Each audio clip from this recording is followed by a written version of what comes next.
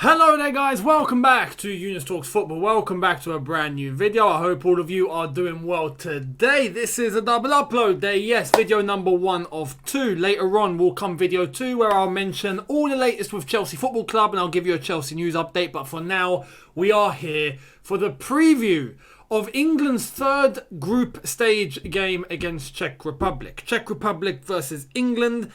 And I'd normally come on here, right? And I'd be, England's third group game. Yeah, going to qualify for the knockout stages. Yeah, I'd be buzzing. I'd be coming on here and telling you guys how excited I am and how it's going to be great and we're going to win and it's all going to be nice and it's going to be lovely.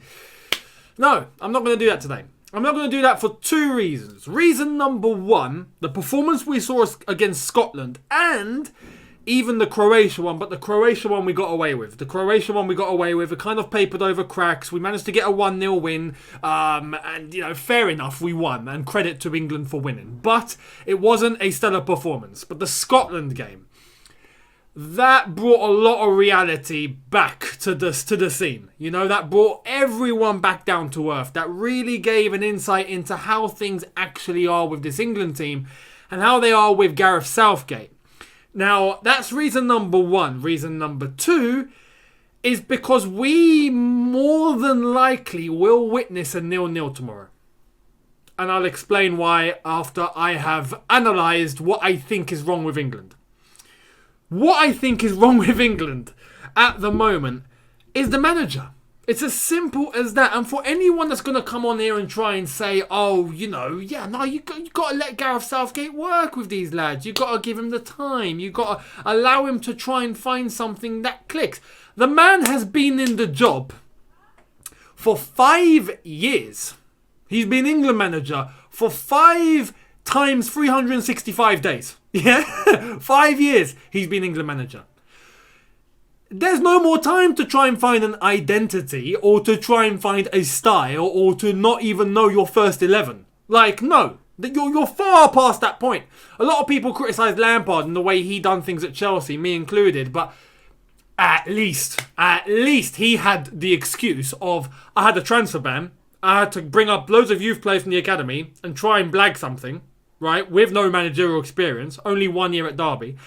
And even so, I'm only in my 2nd year of management ever, right? And then his 2nd year at Chelsea, that was his 3rd year of management ever, right? Southgate, he's been in club football. He's done that before. He's managed to progress. He's been in the England job for 5 years now, and we are still struggling with the fundamentals. The fundamentals being, we can't even get our team to blend together. We can't even get them to string good passes together. We play so negative. We play in a manner that's always sideways and backwards and sideways and backwards. I mean, the defence touches the ball more than the attack. It's bonkers. I understand if the players that you have in the team fit the profile of a defensive team. If that's the case, cool. You play to your strengths and you play to your advantages. That's not England's advantage. We're not meant to be a defensive team. Have you seen the talent we have in this team? On paper, we are one of the best teams on the planet. On paper, you would look at this team and go, that can go toe-to-toe with France. No kidding. Of course we could. Look at the attackers we've got. We've got Harry Kane. We've got Sancho. We've got Rashford. We've got Foden. We've got Mount. We've got Grealish. We've got... Flipping, it's all over the gaff. We've got Bellingham. We've got Declan Rice. We've got fullbacks like Reece James, like Ben Chilwell, like Luke Shaw. What more do you need? What more do you need? If I've missed out any players, I've missed them out because there's so many. But still, we play in a way where it's so reserved, it's so conservative, it's slow. It's slow. And this is my concern. Is that I don't see how you can sort this out in such a short space of time once we are already at the tournament. This is why I've literally, and I hate to be pessimistic, I've got no hope now. Because our problem that I see with England is we are so slow in moving the ball, we are so slow on transition, and we are so slow in actually trying to get the ball from our defensive part of the pitch to the offensive part of the pitch. We are just so slow. you would need to try and transform the speed of the game that we play. I'm not talking about physical speed. I'm not talking about pace. I'm not talking about, oh, how fast can you run? I don't care how fast you can run. I mean, look at Raheem Sterling, for example. One of the quickest men in flipping football, I would say. Yeah? He can sprint like, you know, you could say, I mean, I'm not going to say Usain Bolt, but, you know, he's a fast lad. But on the ball itself, and in terms of getting into those positions and moving the ball and coming up with a decisive plan before he's received the ball, he knows who to pass to and how quick he needs to move, he doesn't do it. But not just him, no one does. It's crazy, considering the players that we have, and they all do it in their clubs. They all play fast for their clubs. They come to England, boom. They look like 11 turtles. And it makes no sense to me. You're going to have to try and change that whilst we've already played 2 group games. It's not going to happen. You're not going to, you know, turn on a switch and, oh, all of a sudden we can play fast football. No, because the way we've been set up and the way Southgate is getting these lads set up and the way he's training with them clearly isn't based on trying to move the ball fast and trying to get into positions quickly and to try and get ahead of your opponents by not allowing them the time to think of what you are doing. It's crazy. You look at a good example, and because I'm a Chelsea fan, it just fits. But you look at the way that Lampard was set up with Chelsea, and how slow we looked, and how we always pass sideways, pass backwards, cross the ball, inshallah. Just hope, yeah? It's literally cross and hope football that we were playing under Lampard towards the latter stages of his time at Chelsea.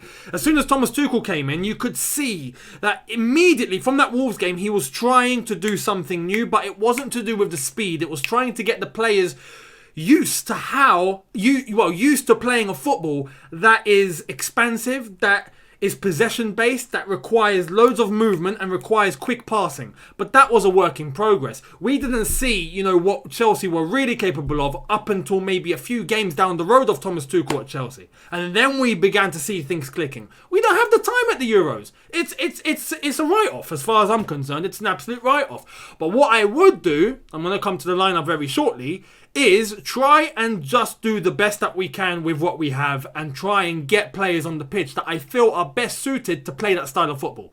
But that's just me. I don't think Southgate's going to do that because we have the players, but we're just not playing the way we should be playing.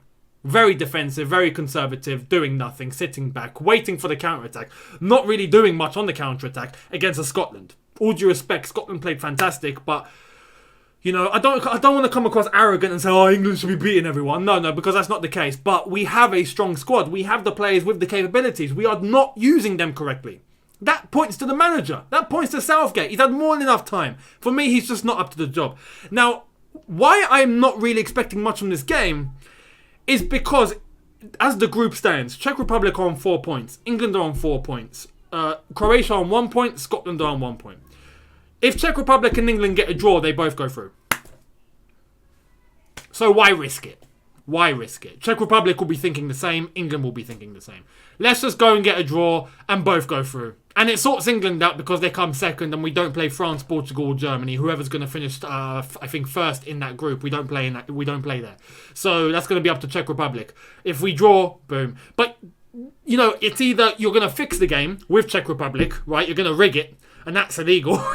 But you're going to come to an understanding that, yeah, let's just draw. Or maybe you might come to an agreement and then they try and beat you anyway. Or, you know, England actually try and get a result. It's very hard to call in terms of what's actually going to go down. But I'm just saying, mathematically, if both teams get a draw, it suits both teams. So that's why I'm expecting a 0-0. But let's get to the team and who I think should play. This is what I would do if I was Gareth Southgate. So first and foremost, I would go with Jordan Pickford in goal. I think that's logical. We haven't really got any other choice. You know, Henderson's gone back. He's withdrawn from the squad. So yeah, Pickford in goal. And he's actually done all right, Jordan Pickford. I'm not even going to slate him. He's actually done good. I'd go Reece James at right back. And here's the thing with Reece James. Reece James had this issue at Chelsea where I saw him passing backwards a lot. I saw him, instead of going forward, he would, you know, take the ball. He would take too much time. He'd look back and pass back. And I've started to realise the same thing in England now. For Chelsea, he's sorted that problem out. I think Thomas Tuchel's managed to drill it into his head on how to actually look offensively and look at the options in front of him. As well as that, but players come into spaces to make the option for him. With England, there's none of that.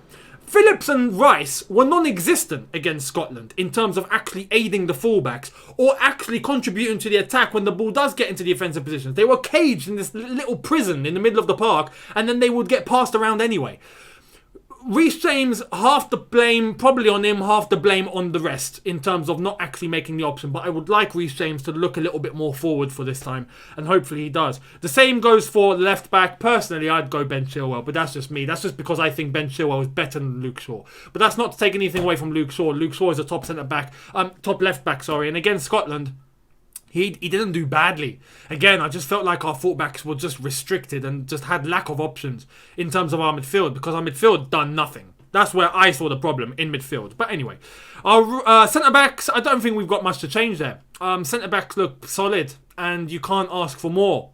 So I'd go Mings and Stones just for some continuity and just keep them going with what they already have. Now, in terms of midfield, this is where I'm making changes. Personally, I would go Jude Bellingham and I'd go Phillips. This is going to cause a bit of controversy. I just didn't see enough from Declan Rice as far as I'm concerned. Now, I don't necessarily blame him. I blame Southgate, because for West Ham, that's not how Declan Rice plays. And I just feel like the profile of the player, Bellingham is going to bring something that I just think he's naturally going to do. I would be shocked if Bellingham played and he caged himself up and just didn't, try to run past players, try to get into the attacking midfield areas to aid the attack, which is something Declan Rice didn't do against Scotland. He was just sat back and just doing nothing. And again, I feel like that was Southgate, but I would be surprised if Bellingham actually carried that out in the same way Declan Rice did. I feel like sometimes you need players to take initiative. Even if a manager's telling you to do something or play a certain way, yes, it's good to be professional and listen, but if you can see on the pitch, you are there and you can see a solution to the problem in front of you, take it. I feel like Bellingham would be that.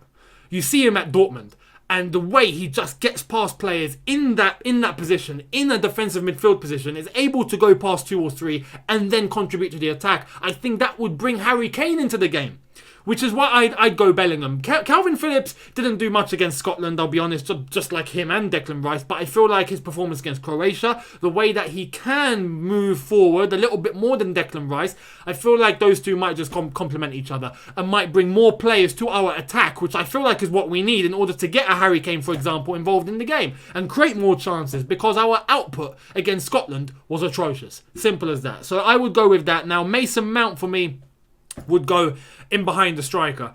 There's a bit of a divide with Mason Mount. I feel like there's still a lot of English people, England fans, that don't necessarily understand the role that Mason Mount plays. And I don't, I'm not going to criticise you lot, because I was the same when I started seeing him play at Chelsea, especially under Lampard. But again, I understand now, with how I've seen Mount play for Lampard and how I've seen him play under Thomas Tuchel, I now have come to the conclusion that it was Lampard that was restricting what he could actually do. He had them in this space, in this cage. And I feel like Southgate is doing the same thing with a lot of these players. So don't expect miracles from Mason Mount. But what I will tell you about Mason Mount, his work rate, he runs like a horse. He doesn't stop. If everyone's tired, he's not. And he gets himself into some good attacking areas. He's able to take a shot from distance. He's able to assist very, very well if someone makes a run. We saw the amount of times that he did actually send the ball to Sterling, but it was Sterling that lost possession. If it was someone else, like he done in the Champions League final, Kai Havertz, boom, he stuck it in the net. So Mason Mount, it relies on the output of others in order to make him look better than what he's actually doing, if you understand what I mean. But he will give you 200%, and I feel like we need that, especially in the attacking area. So Mason Mount for me starts. Now on the wings, I'm changing it up. Sterling and Foden, I'm sorry, especially Sterling, both of you on the bench. I would go Grealish on the left-hand side. I would go Sancho on the right-hand side. And please, just let them play their football. Don't tell them to, do this or do that. Just, look, lads, go out there, yeah? Do what you do with your clubs. Just go out there, cause as much havoc as possible. Try and get yourselves out of any problems, out of any situations. Try and get around players. Try and contribute to assists. Try and get Harry Kane involved, who I am going to select up top, because he is captain. He is a top striker. He's just isolated, and he's not isolated because of him. He's isolated because of the system we're playing, because of the football we're playing. We're not getting him involved. We're just not. He's by himself up there, and then he has to come deep, which he does do, but he's not a player to come deep and start start getting involved and then have the pace to try and beat defenders from around the back. He's not going to do it. That's not his profile. He needs players around him to combine with and move in short spaces and advance that way. That is the way Harry Kane plays. You look at the way that we see Son and we see other Spurs players combine with him. It's around him. It's not trying to get the ball to him, it's around him. And I feel like Sancho is someone that is direct. Grealish is someone that is direct. And I feel like those two, along with Mason Mount, can probably get him involved. And if they do, I've got a good feeling we should be scoring goals. Surely. But that is what I would do.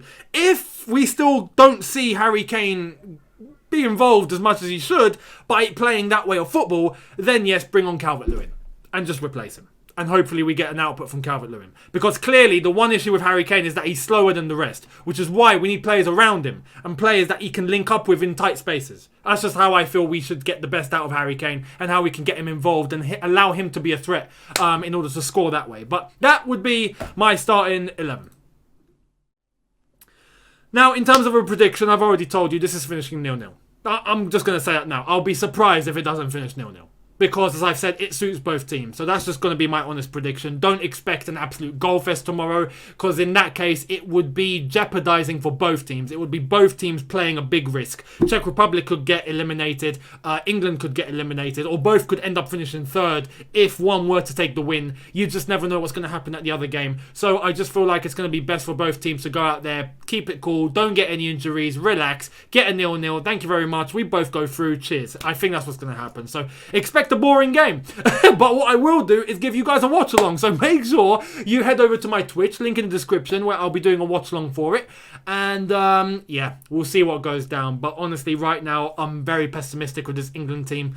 Not necessarily the team, I'm pessimistic with Southgate. I just don't think he's going to change much. And you watch. We'll see what starting lineup he goes with. Trust me, especially one man. If I see Sterling in that team, I'm going to punch a wall. It's as simple as that. I'm going to punch a wall. I might have to get gloved up because I know it will hurt. But I might have to punch a wall. So, as simple as that. Anyway, I'll see all of you later on for video number 2. To do with Chelsea, of course. If you are interested, make sure you tune in for that one. Hit that subscribe button if you are new. Hit that notification bell to be notified once I've uploaded. Smash the like button if you've enjoyed this. And I'll see you tomorrow as well on the watch along. As well as the match review that I will be doing after the game. Regardless of the result, I will do a review. So, I'll see all of you soon. Thank you all so much for watching. Have a good one. Look after yourselves. Take care. And peace.